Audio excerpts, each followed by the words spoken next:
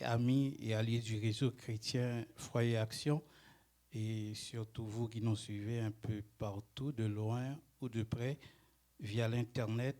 Alors, nous vous saluons fraternellement et vous disons bienvenue à cette convocation solennelle de printemps baptisée Jeudi la Croix. La réunion d'aujourd'hui, à bien des égards, est chargée de signification et nous fait surtout remonter dans l'histoire sombre et glorieuse de l'Église et de la vie personnelle de Jésus-Christ.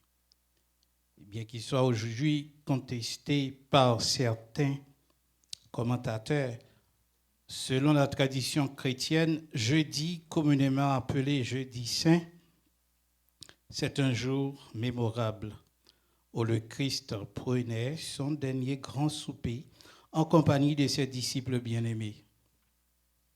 Ce festin communautaire inaugure le temps de la Passion et se déroule à Jérusalem dans un lieu mythique.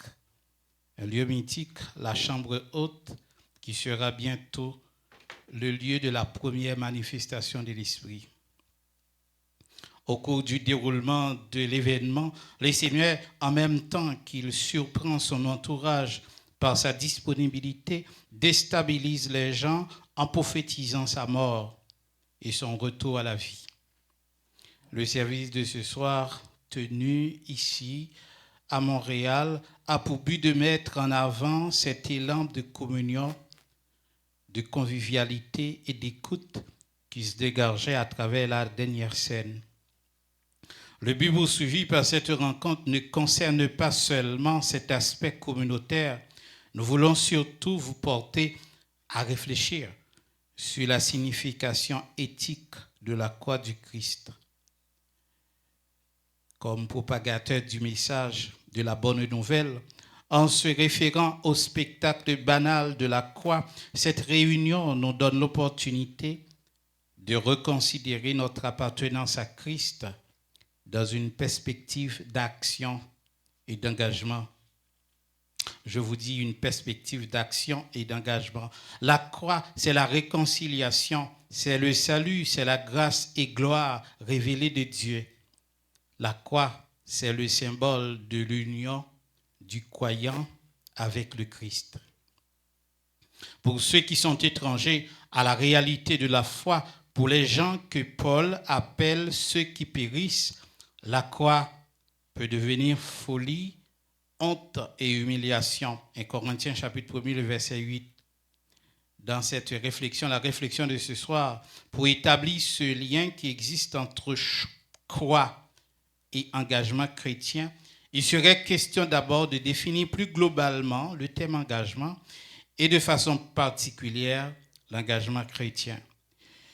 En second lieu, nous allons repérer au moins 3 thèmes en lien avec l'engagement que nous retrouvons dans la croix de Jésus. Et finalement, je vais proposer quelques conseils pratiques sur la façon d'être un chrétien engagé dans l'Église et dans le monde.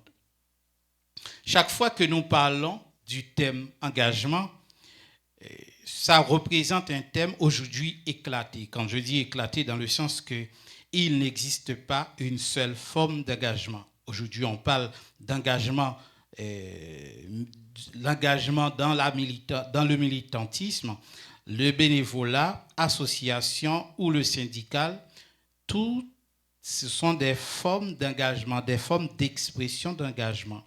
Enfin, peu importe la forme considérée, l'engagement se définit comme un appel à l'action pour le bien de la collectivité. L'engagement, c'est notre participation à une cause, mais surtout une cause qui a du sens pour nous.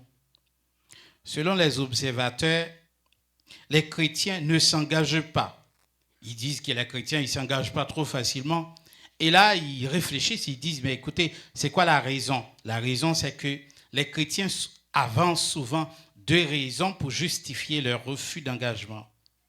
Ils disent premièrement que le monde, la situation du monde va de mal en pire à cause du péché.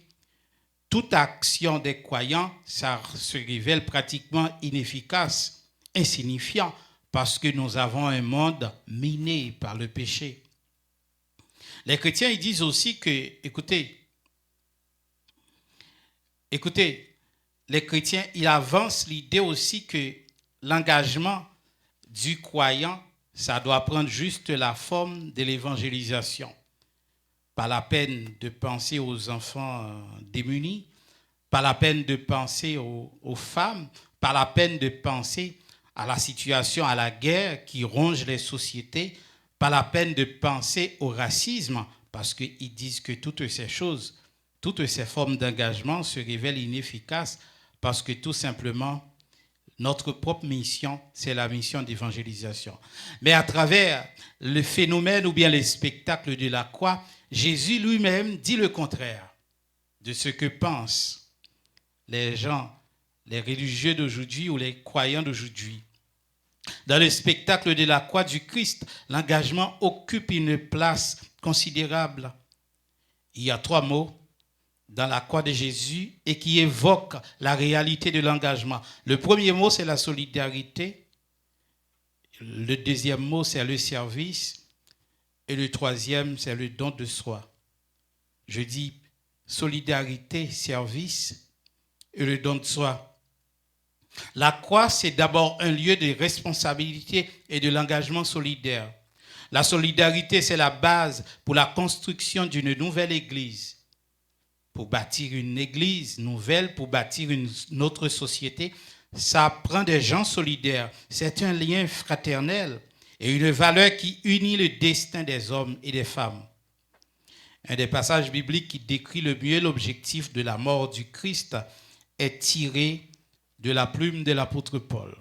Et là, Paul dit en Romains chapitre 5, le verset 8, « Mais Dieu prouve son amour envers nous en ce que lorsque nous étions pécheurs, Christ est mort pour nous. » Paul, c'est un technicien de la Bible et il sait de quoi il parle. Paul, il sait pertinemment qu'il y a 2 catégories de pécheurs. Il y a une première catégorie de pécheurs qu'on considère comme étant le pécheur impénitent, c'est-à-dire c'est le pécheur qui n'a aucune connaissance de Dieu. Mais Paul sait aussi qu'il y a une autre catégorie de pécheurs qu'on considère comme étant le pécheur repentant, c'est-à-dire ce pécheur, il reconnaît l'efficacité de la croix. Et quand il a péché, il sait quoi faire. Et il sait aller demander grâce, demander pardon. Alors, dans l'optique de Paul, dans le contexte de Romains chapitre 5, Paul, quand il dit que Christ, quand nous étions pécheurs, Christ est mort pour nous, Paul, il ne parle pas des pécheurs repentants, mais surtout les grands pécheurs, c'est-à-dire les gens qui n'ont aucune connaissance de Jésus. Et ces gens, ils n'ont pas fait cas de la parole du Seigneur. Et Paul dit, c'est à ce moment que le Christ, il est mort pour qui? Il est mort pour nous. Il est mort pour nous. Et quand Paul dit que le Christ, il est mort pour nous, Paul, il veut montrer d'abord l'idée de substitution, c'est-à-dire le Christ qui prend la place du pécheur. Mais Paul, il veut aussi faire état de l'idée, d'une autre idée, de l'idée de solidarité. Le Christ, il est solidaire. Celui qui n'a point connu le péché, 2 Corinthiens 5, le verset 21, il l'a fait devenir comment? Péché pour nous. C'est encore pour nous. Il y a toujours l'identification du pécheur dans l'action de Jésus-Christ. C'est-à-dire, le Christ s'associe au pécheur. La mort de Jésus-Christ sur la croix n'est pas moins qu'un acte de substitution et de solidarité. Le prophète dit qu'il était blessé pour nos péchés et il était comment? Brisé pour nos iniquités. Ésaïe chapitre 55, 53, le verset 5. Le châtiment qui nous donne la paix est tombé sur lui. Il a pris notre place. Il est notre représentant. Il est notre substitut. Il est solidaire à la cause du pécheur. Mes frères et sœurs, à la naissance de Jésus-Christ, l'ange Gabriel faisait une révélation tout à fait pertinente. L'ange Gabriel il communiquait le nom de l'enfant à ses parents. Il dit comment il s'appelle. Il dit que son nom, c'est comment? Emmanuel. Et la signification d'Emmanuel, ça veut dire quoi? Ça veut dire Dieu avec nous. C'est-à-dire, c'est un Dieu qui partage les souffrances de l'humanité. Ce n'est pas un Dieu indifférent. Hein? Ce n'est pas un Dieu qui reste dans son palais, il ne s'occupe pas du problème de la création. Mais Dieu, il est au cœur. Il est là. Il est Emmanuel, il est avec nous, il est à nos côtés, il est aux côtés des peuples souffrants, il est aux côtés des groupes opprimés. Dieu, il s'engage. Le spectacle banal de la croix contient plus que ça. C'est à la croix que l'amour de Dieu a franchi le cap de parole pour devenir une réalité vivante. Une réalité palpable. À la croix, le Christ s'assume, s'identifie au péché en se chargeant du lourd fardeau. Ce lourd fardeau qui nous foulait pratiquement au sol. La croix de Jésus, c'est l'évidence de sa solidarité avec les opprimés, les damnés de la terre. La croix, c'est aussi un lieu de service, mais surtout le service désintéressé. Parler de l'engagement, c'est parler du service. C'est aussi parler de motivation. C'est-à-dire, car derrière chaque action sous-tend une motivation. Parfois, les gens, ils commencent à parler de Dieu, mais ils ont leur propre agenda. Ben, ils savent ce qu'ils font. Parce que tout simplement, ils ont un objectif bien déterminé. Ils ont des motivations tout à fait charnelles. Les sociétés d'aujourd'hui sont des sociétés capitalistes. Et dans le capitalisme, rien n'est fait pour rien. Tout a une valeur marchande. Un tel système, ça détruit considérablement la notion du prochain et la logique de l'engagement. Mais si tu n'as pas d'argent, tu n'as pas de service. Si tu n'es pas capable de payer, il n'y a personne qui va penser à toi. Parce que tout simplement, c'est cette logique qui prédomine le monde d'aujourd'hui. L'engagement, ça procède d'une volonté simple. C'est quoi cette volonté? La volonté d'aider, la volonté de rendre service, la volonté de partager. Partager ce que vous avez, partager votre connaissance, partager votre argent, partager vos biens. Et c'est ça l'engagement. Une volonté de partager, une volonté de rendre service. Par la croix, le désir de Jésus-Christ de servir l'humanité devient tout à fait concret. Jésus dit, je suis venu non pour être servi, mais pour faire quoi? Pour servir. Oui.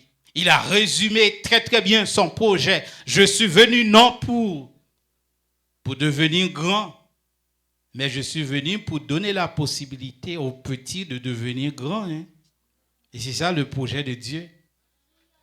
Il tend la main aux opprimés. Si nous travaillons, mes bien-aimés, si nous travaillons pour la gloire et pour être reconnus, il est certain que nous allons lâcher. Si la motivation, c'est la gloire terrestre, la reconnaissance auprès des hommes, c'est sûr que nous allons lâcher. Parce que il va arriver par moments des temps d'indifférence. Les gens, ils vont même tenir compte de votre importance, de votre contribution. Alors, si c'est ça notre motivation, nous allons bientôt lâcher. Nous allons mettre un terme à l'engagement lorsque la tension devient trop forte, lorsque le sentiment d'inutilité gagne nos cœurs.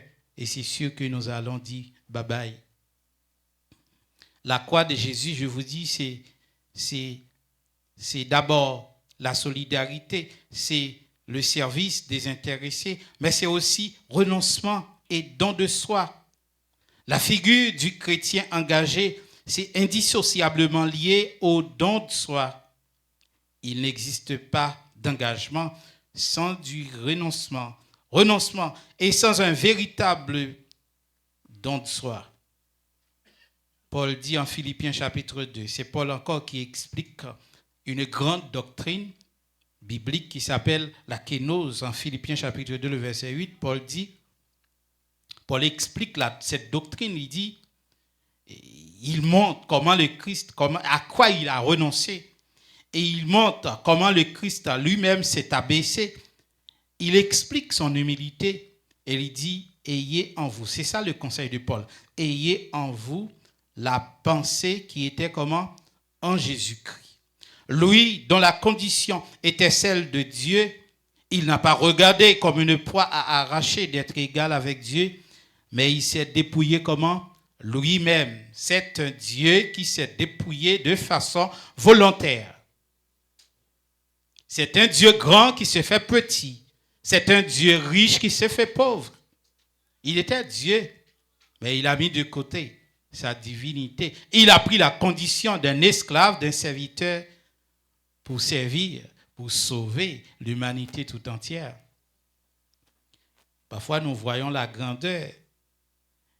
Et à l'église, les gens, ils font beaucoup de choses parce qu'ils visent la grandeur, mais ils oublient l'idéal du serviteur. Le serviteur, c'est quelqu'un qui travaille souvent dans l'ombre. Il n'est pas toujours reconnu. Il n'est pas toujours médiatisé, mais il fait les choses pour la gloire du Seigneur. Frères et sœurs, écoutez, la croix, ça doit bouleverser notre attitude envers Dieu, notre attitude envers les autres, mais aussi notre attitude envers le monde. Aujourd'hui, nous reconnaissons que Jésus a connu la mort la plus décriée dans l'histoire des peuples, parce que tout simplement, il aimait le monde. La Bible dit, car Dieu a tant aimé le monde et qu'il a donné son Fils unique afin que quiconque croit en lui ne périsse point. C'est parce que Dieu aime le monde, c'est en raison même de son amour. Dieu, il aime le monde. La croix de Jésus-Christ nous rappelle que nos paroles doivent être accompagnées d'actes concrets. Il ne suffit pas seulement de parler, mais il faut produire des actions tout à fait concrètes. L'apôtre Jean dit, petits enfants, n'aimons pas seulement en parole, mais en action et en vérité. C'est-à-dire, c'est l'action.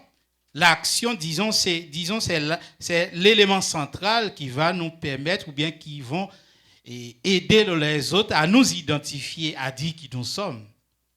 En fait, si nous ne produisons pas d'actes concrets, le message et l'évangile, ça reste juste en théorie. Il n'y a pas de pratique.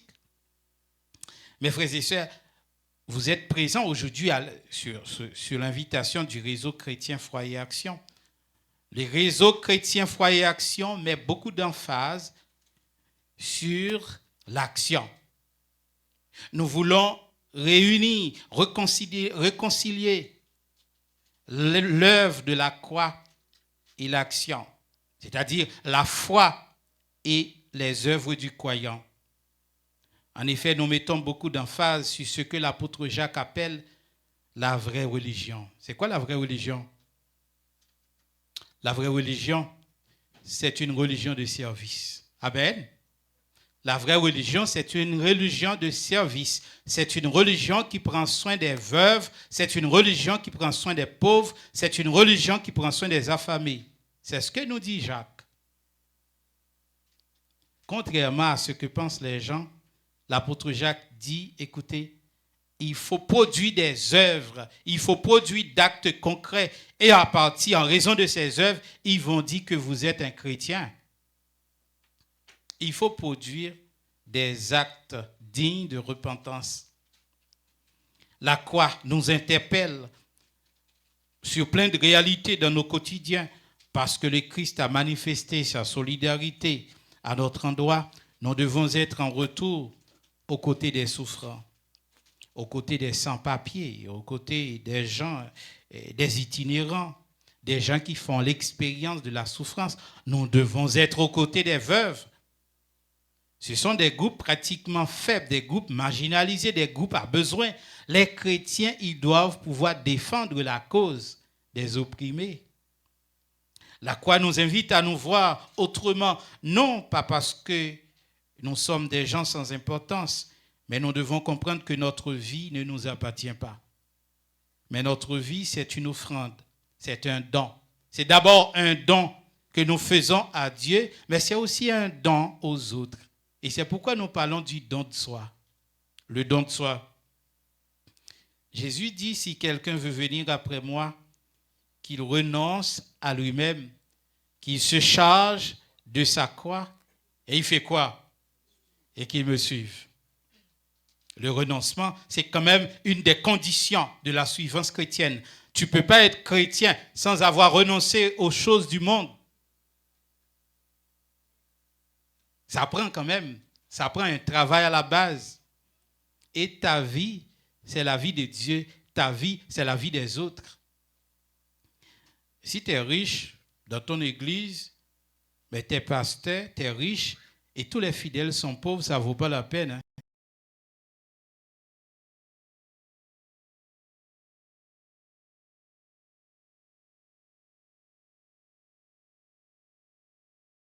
Dans une communauté peuplée de pauvres, c'est parce que tout simplement, il n'y a pas de don de soi.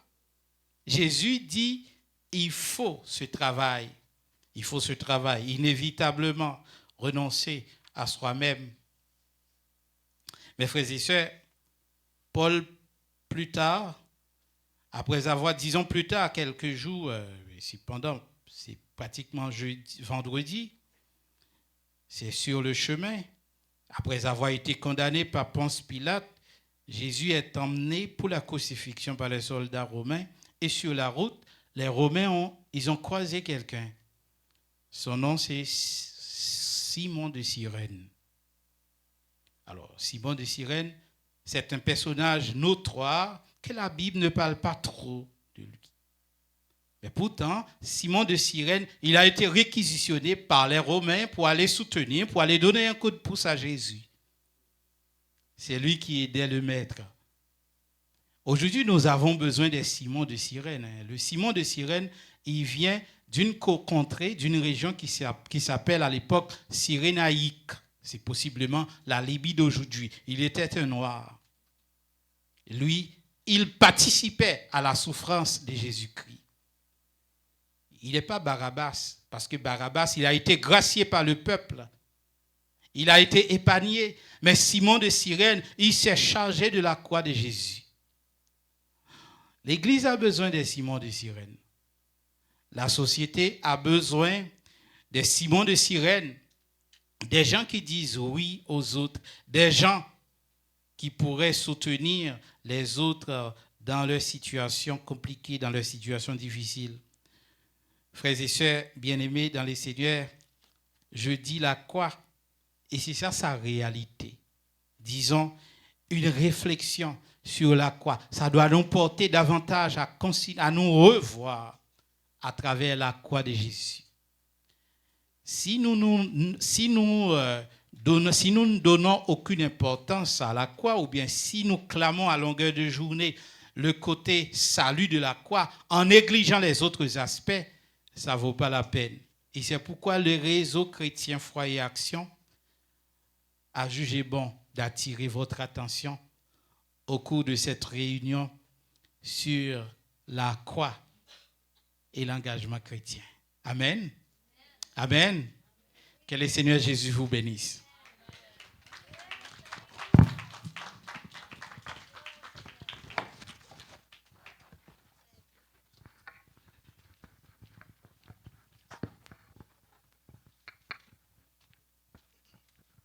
Bonsoir à tous.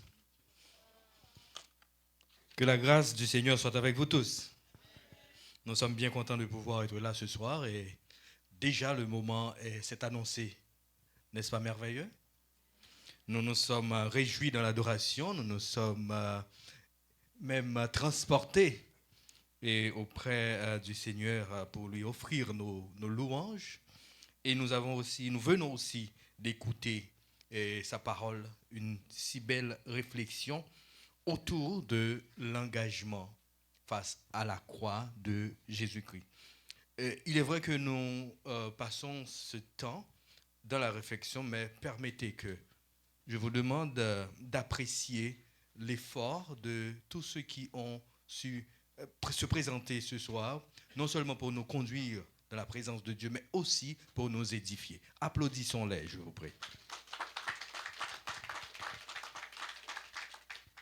À travers sa présentation, notre frère, le pasteur Doréus, vient de nous rappeler que l'objectif précis de sa présentation était de présenter la signification éthique de la croix de Christ dans une perspective d'action et de foi.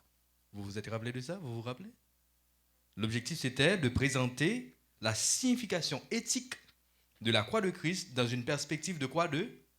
D'action et de foi. Et pour ce faire, il a présenté une définition des thèmes engagement et engagement chrétien.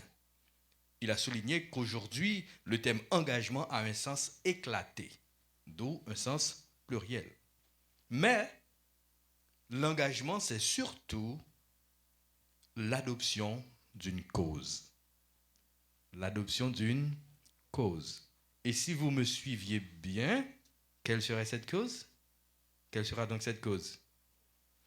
Cette cause, c'est que devant la croix de Christ, l'engagement prend un sens important et il l'a défini à travers 3 S que je pourrais dire.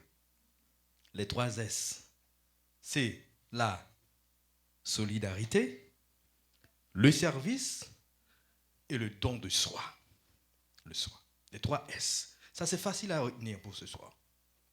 Lorsque nous allons partir, nous allons dire, ok, il a parlé de l'engagement et l'engagement se résume dans 3 choses devant la croix. C'est la solidarité, le service et le don de soi.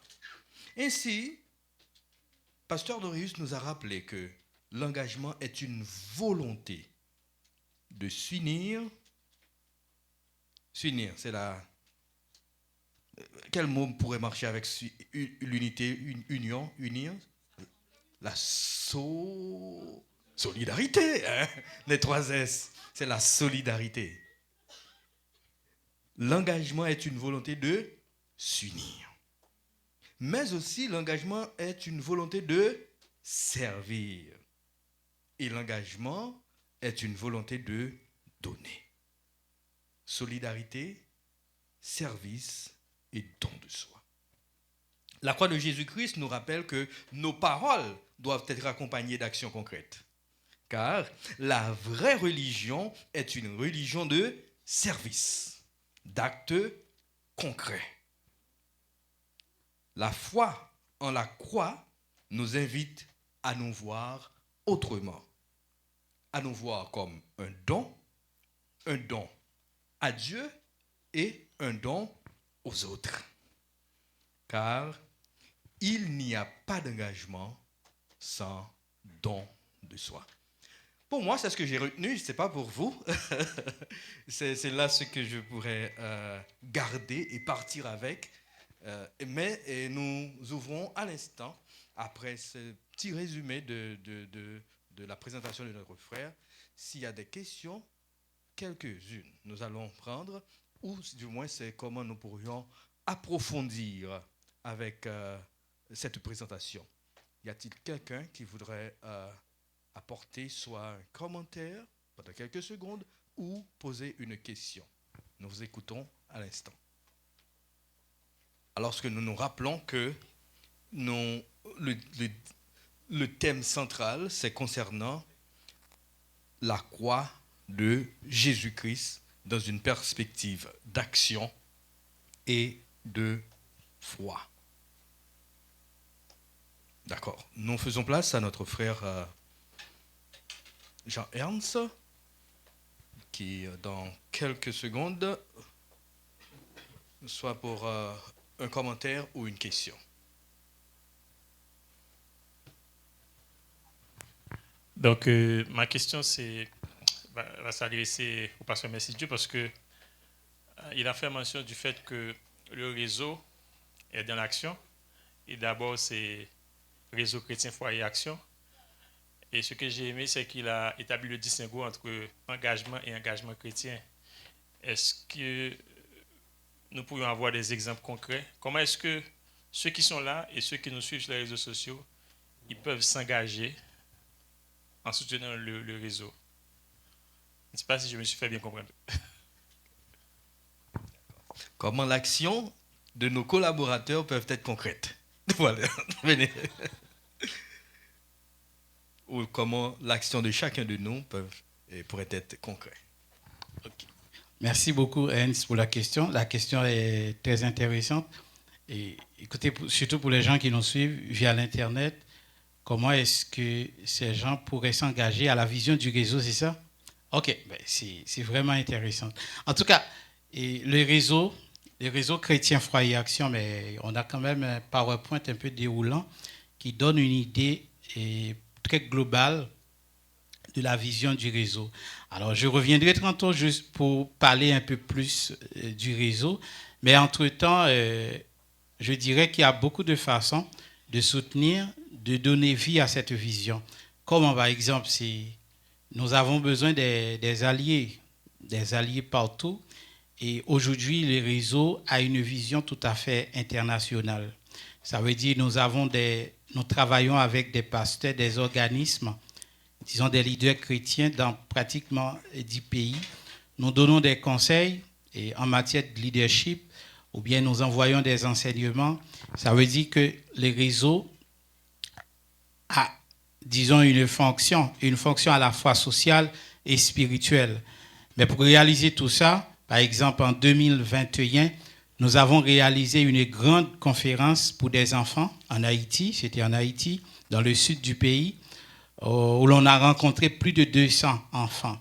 Mais disons, pendant une journée, on a partagé le message de l'Évangile et on a donné à manger aux enfants. Mais pour réaliser tous ces projets, ça prend quand même des gens engagés. Ça prend des gens, ça prend une contribution, à la fois une contribution en termes de ressources humaines, mais aussi une contribution financière.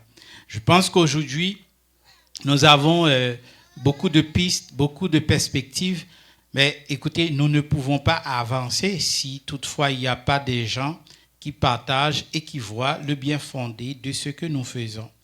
C'est très, très, très important. En fait, moi, je reviens peut-être dans quelques minutes pour parler un peu plus élaboré de la vision du réseau. Mais entre-temps, c'était juste une idée. Je pense que la question, c'est vraiment utile.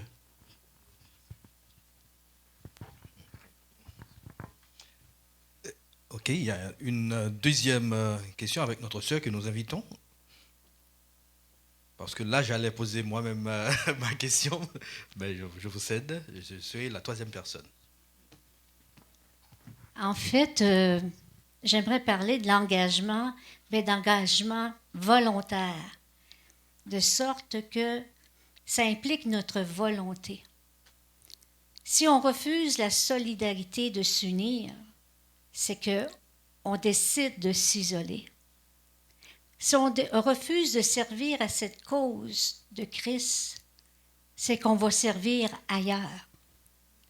Et si on refuse de se donner, de donner du don de soi, ça veut dire qu'on retient encore.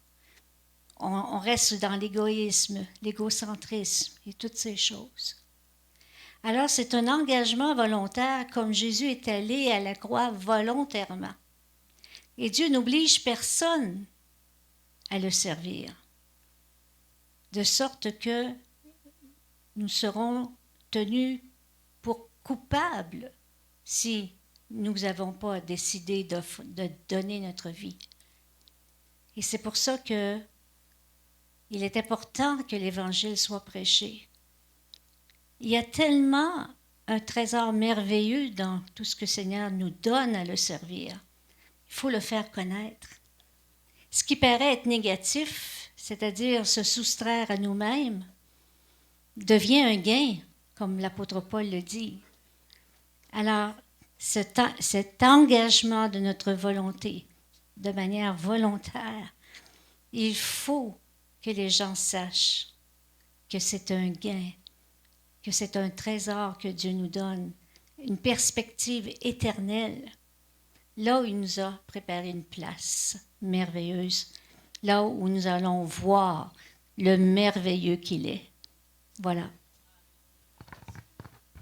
Merci beaucoup. Merci beaucoup. Et je pense que cette intervention corrobore tout ce que j'allais demander à travers ma question. C'est nous vivons dans un monde en train de dépérir, si vous me permettez, même de pourrir. Et la croix, la foi, ce sont des choses qui sont presque bannies. On n'a même presque pas le droit d'en parler. Alors que d'autres ont tout le droit d'élever leur voix et de même s'afficher. Comment, à travers cet engagement, aujourd'hui, le réseau, et même se basant sur votre présentation, Pasteur Doréus, les chrétiens d'aujourd'hui, nous qui sommes là ce soir, nous pourrions vraiment nous engager pour atteindre ceux qui sont en train de se perdre dans ce monde, alors qu'on est en train de nous fermer la bouche.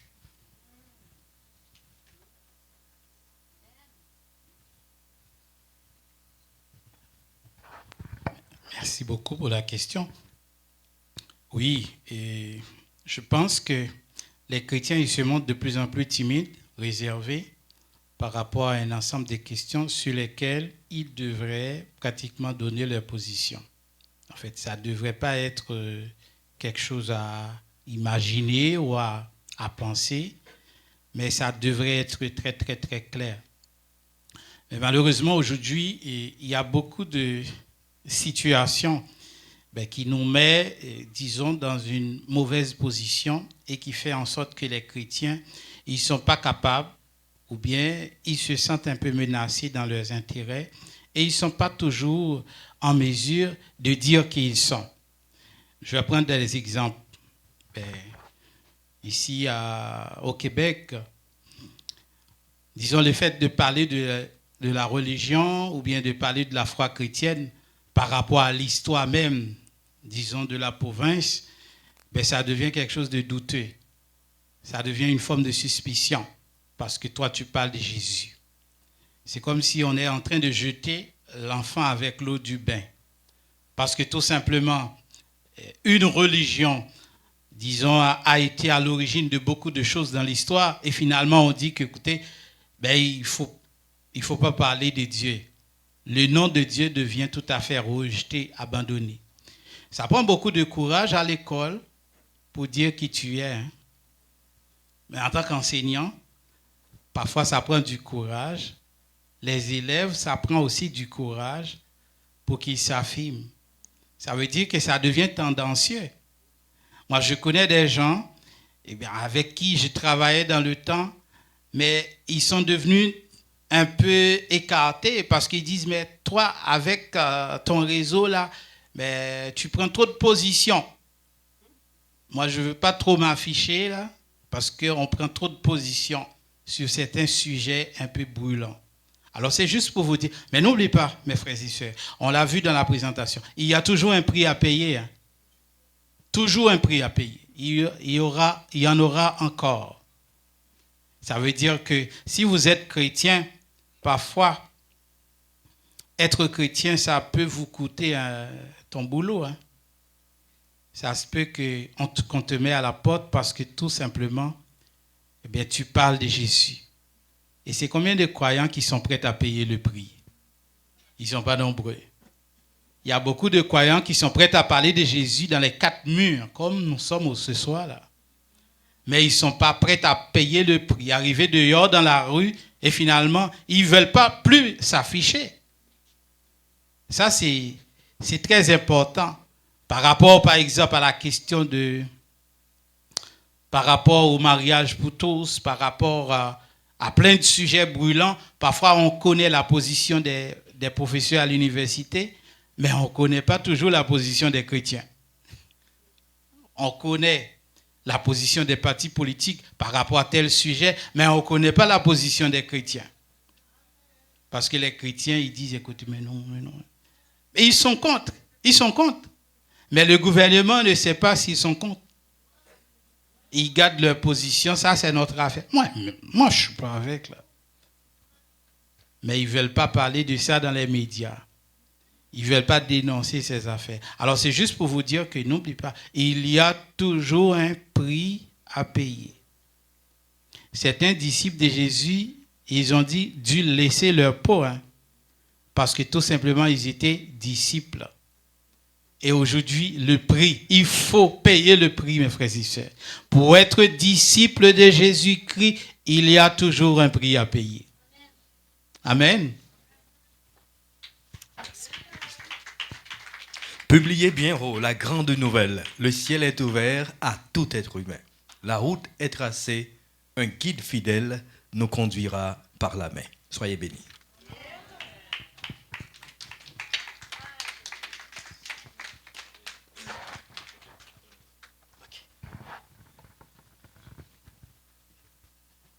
Encore une fois, acclamez le Seigneur pour ses partages, ses échanges.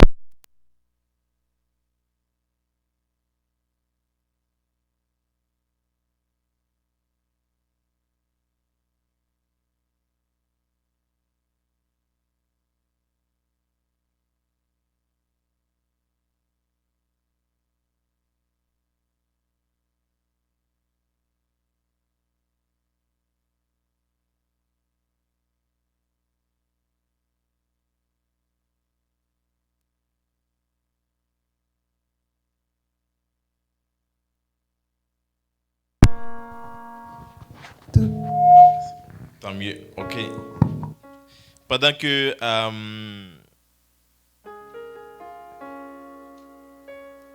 on se prépare pour la présentation de la sœur Tamara. Sœur Tamara, elle est là, elle est prête? Ok, juste tantôt. Je vais juste renchérir sur deux choses. Tantôt, ça va être la contribution, comment contribuer. Et maintenant, c'est sur le dernier point sur lequel on était en train de débattre pour dire que on est dans un monde ou dans une société, quand je dis société de façon globale, surtout société occidentale, tout ce qui est modernité, postmodernité, où actuellement les normes ne sont plus édictées à partir des règlements divins. Et c'est exactement ces conséquences qu'on est en train de vivre. Juste aujourd'hui, il y a le débat, pas de débat, le Code civil du Québec qu'on va modifier pour faire en sorte que les gens non mariés, mariés, ça revient au même. Donc, les chrétiens se disaient avant, il faut se marier, il faut entrer à l'église. Mais actuellement, la loi va dire, écoutez, marié ou pas, vous avez le droit de vivre ensemble. Maintenant, c'est quoi la réaction de l'Église?